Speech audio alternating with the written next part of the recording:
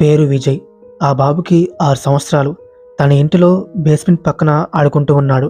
అప్పుడే ఆ బేస్మెంట్ నుంచి కుక్కపిల్ల అరుస్తున్నట్టు శబ్దం వినిపించింది డాడీ, బేస్మెంట్లో కుక్కపిల్ల అరుస్తుంది, నేను వెళ్ళి చూస్తాను.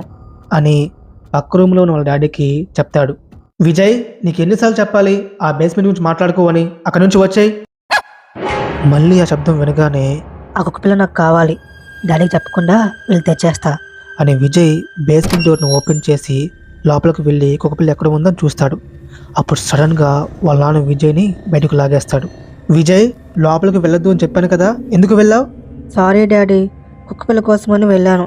కానీ డాడీ, ఆ అబ్బాయి ఎందుకు కుక్కపిల్ల అరుస్తున్నాడు? ఏ అబ్బాయిరా? లోపల కాళ్ళు చేతులు లేకుండా నల్లగా ఒక అబ్బాయి ఉన్నాడు నాన్న. ఈ షార్ట్ స్టోరీ మీకు ఇంట్రెస్టింగ్ అనిపిస్తే ఈ ఛానల్ని సబ్స్క్రైబ్ చేసుకోండి. Thank you. బాయ్.